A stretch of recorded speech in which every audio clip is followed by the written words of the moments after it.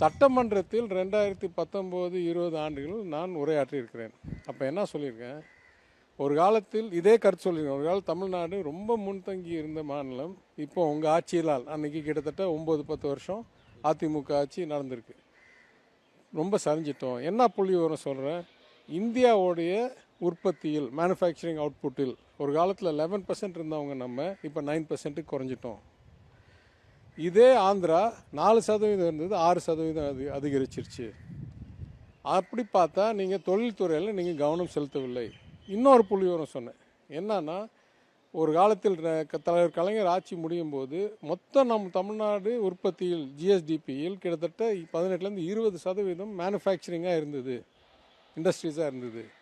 இன்றைக்கி அது சரிஞ்சு 15-16% தான் இருக்குது. நிறைய கட்டுமான பணி, சேவைகள் தான் வளர்ச்சி இருக்குது, இது வளரல அப்படின்னு அன்றைக்கி சொன்னேன். இப்போ என்ன ஆச்சரியம்னா, வெறும் 4 ஆண்டுகளில் அந்த சூழ்நிலை அந்த 10 ஆண்டு, இன்ஃபேக்ட் 20 ஆண்டு எடுத்தால் நான் அதையும் சொல்லுவேன். 20 ஆண்டு நீங்கள் யோசிச்சு பாருங்கள். 2000 டைடல் பூங்கா, ஐடி துறை எல்லாம் உருவாக்கும் போது சென்னை தான் முதல் இடத்துல இருந்துச்சு. அப்போ பெங்களூர்லாம் ஐடியில் அவ்வளோ பெரிய இடமே இல்லை. இன்றைக்கி பார்த்தா நம்மளோட ஒரு ஸ்டார்ட் அப்லாம் தாண்டியிருக்காங்க, சுற்றுச்சூழல் உருவாக்கிங்க. ஸோ ஆக்சுவலாக த மெயின் நம்மளுக்கு லாஸ் ஆன பீரியட் வந்து 2000-2020. அந்த 20 ஆண்டுகளில் சுமார் 15 ஆண்டுகள் அதிமுக ஆட்சி இருந்தது. அதனால் வந்த சரிவு. இப்போ நான் அரசியல் கலரோட சாயத்தோடு சொல்கிறேன். ஏன்னா இது நான் ஏற்கனவே சட்டமன்றத்தில் பேசினது, உரையாடல் TN legislative assembly.tn.gov.inல இருக்குது, போய் எடுத்துக்கலாம் என்னுடைய உரை.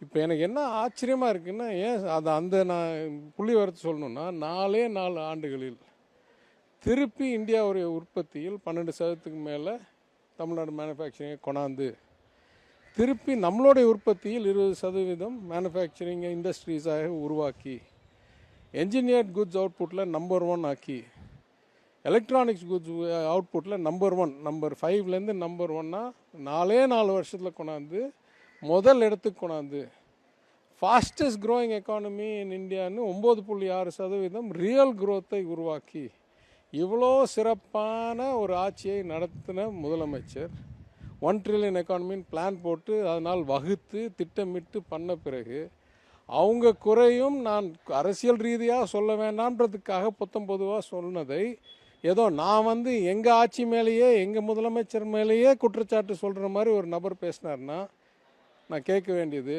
அவருக்கு இருக்கிற குடும்ப பிரச்சனையும் அவருடைய கட்சி பிரச்சனையும் திசை திருப்புவதற்காக நான் தொழிலதிபர்களிடம் பேசினதை செகண்ட் ஹேண்டாக தேர்ட் ஹேண்டாக எங்கேருந்தோ தகவல் எடுத்து அதை நானே குற்றச்சாட்டு சொன்ன மாதிரி வைக்கிறது கொஞ்சம் கேலியாக தான் இருக்குது. நான் என்றைக்குமே எதிர்கட்சியாக இருந்தாலும் ஆளுங்கட்சியாக இருந்தாலும் தகவல் அடிப்படையில் பேசுகிறவன். ஃபுல் புள்ளி விவரம் நீங்கள் போய் என்னுடைய அசம்பிளி ஸ்பீச்சில் பாருங்கள். இதே புள்ளி விவரம் இன்றைக்கும் சொல்கிறேன். ஒரு காலத்தில் இன்னொன்று யோசிச்சு பாருங்கள். இப்போ ஏடிஎம்கே காலத்தில் டிஎம்கே காலத்துக்கு அளவுக்கு செயல்பட்டிருந்தாங்கன்னா நம்ம எவ்வளோ அதிகரிச்சிருப்போம் யோசிச்சு பாருங்கள். நம்ம 11%லேருந்து 9%க்கு போயிட்டு 12%க்கு வந்திருக்கோம். அவங்க நம்மளை அப்படியே ட்ரெஜெக்டரியில் வச்சுருந்தாங்கன்னா இன்றைக்கி 15-17% போயிருப்போம்.